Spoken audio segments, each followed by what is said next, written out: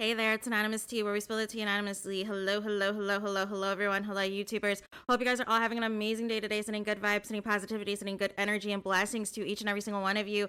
Thank you so much for tuning in. So today we were talking love and marriage Huntsville. You guys know why you were here. But nonetheless, in this video, I wanted to discuss Latisha single white femaling Melody Cherie, guys. What am I talking about? So Carlos King is, trying to regenerate, rejuvenate, replenish, regurgitate interest into Love and Marriage Huntsville season 6, and it seems as though every Saturday after the episode he is going to release a pre-recorded interview, you guys, with one of the cast members from the show.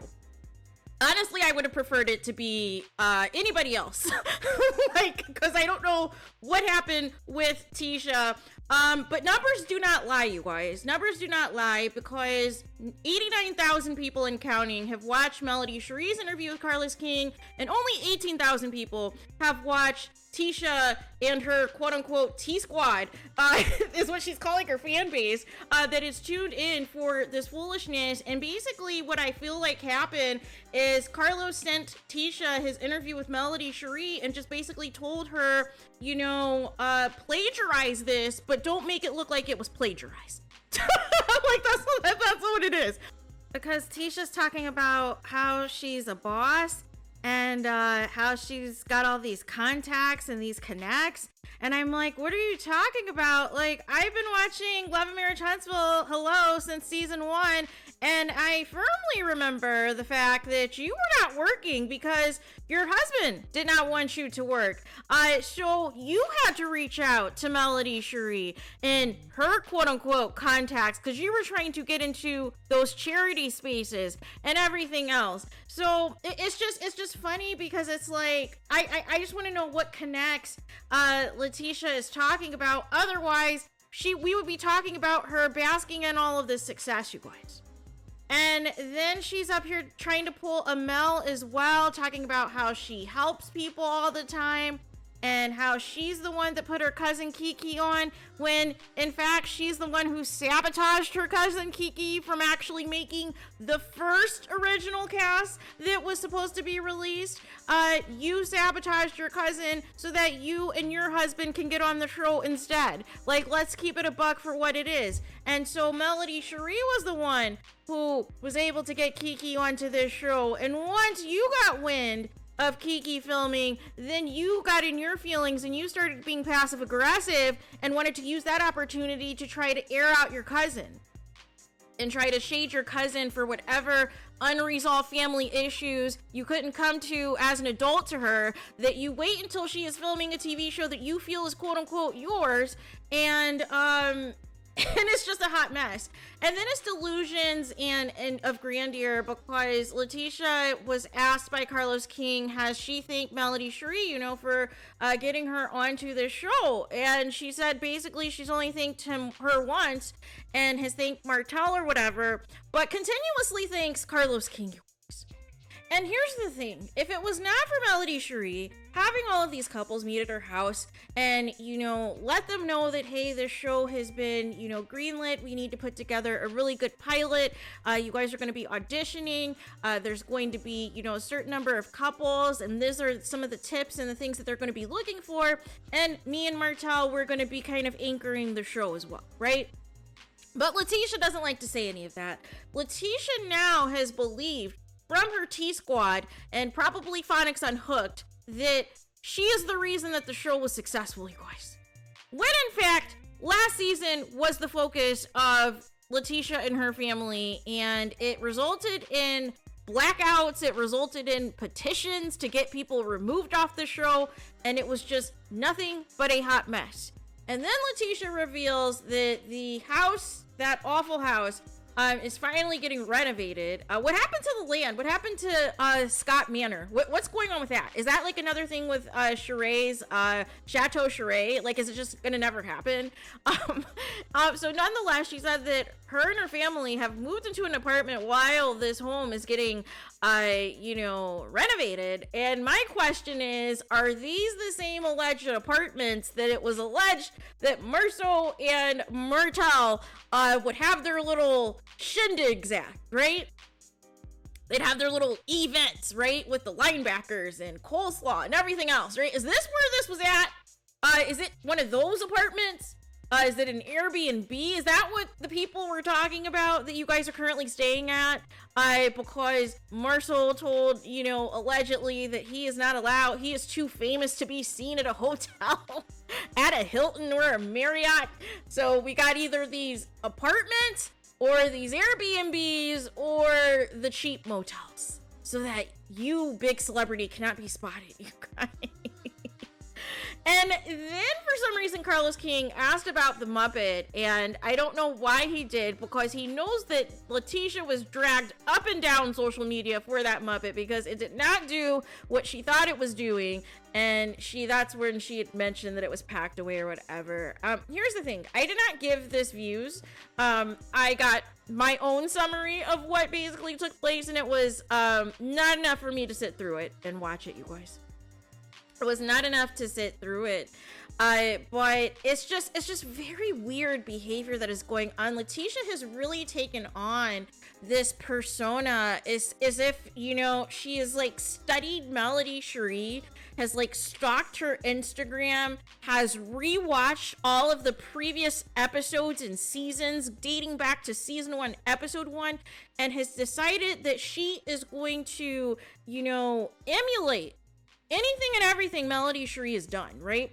And it's down to the outfits, it's down to the hairstyles, it is down to the makeup, it is down to the way Melody Cherie talks. Now all of a sudden Latisha has this high-pitched voice that she is trying to like make happen, and I am so over it, and I don't understand. I don't know what this motivation is. It's like, I've never seen somebody who you've called this person, you know, a dark spirit and all of these negative things, yet you are literally trying to be her.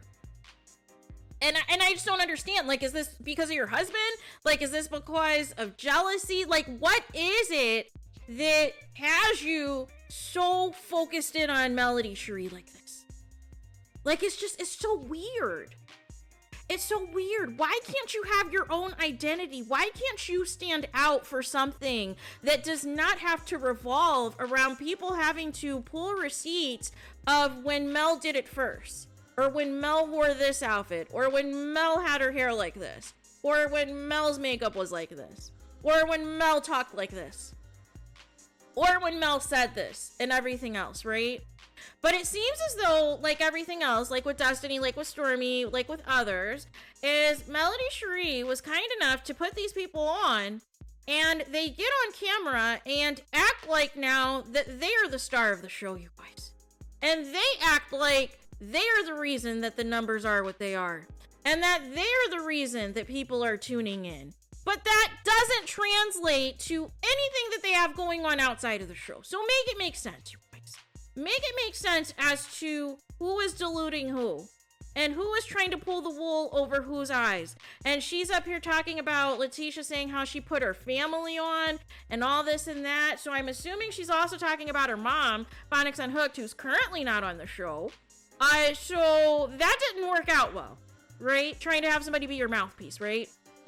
And then, like I said, you were already jealous of your cousin once you saw that she was filming with Melody Cherie, and you wanted to use that opportunity to try to sabotage her again on camera this time and try to tear her down for, like I said, whatever unresolved family issues that you have with her.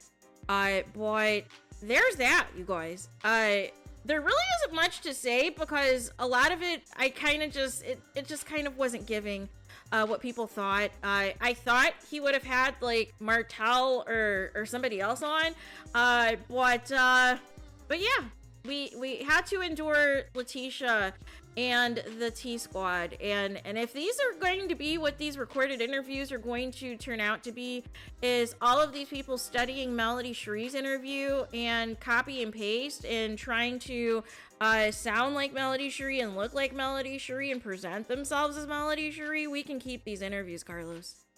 And this is what I mean when we say nothing has changed, right? You cannot, copy the original, right? You can't compete where you don't compare. I mean, it's just facts on facts, right? So there's that. So let me know what you guys think. Did you guys watch the foolishness that was this interview with Carlos King and Latisha? Judging by the views, since it was only 18,000 of you that did, I'm going to say it was a no. I'm going to say it wasn't a no, and that you probably are not a part of the T Squad. So there's that. So, one other thing I wanted to go on as well, because she tried to shade the millimeters and said that the millimeters have all this time on their hands. No. Even if you do not identify as a millimeter, but you support Melody Cherie and you defend Melody Cherie, we all have lives, you guys. We all have lives. We're all in school. We all work full time. We all touch grass. We all have families. We all have friends. We all have a life outside of social media, right? And it seems some people do not have that memo. So, like I said in a previous video, since the cast can no longer bully Melody Cherie because it went too far, specifically this past year, now they decided they're going to bully the content creators. And I don't understand the motivation behind this, because all it's doing is alienating yourself from other content creators. You know, if you would stop the hate train, there would be nothing for us to discuss to where you feel like anybody's quote unquote hating on you, right? But if you give us a real storyline, if you tell us, hey, you're broke and you're destitute and you needed to renovate your house, or hey, you have a cheating husband and you can't leave because you can't afford to, hey, maybe some people would be sympathetic. I don't know, because it would humanize you, right?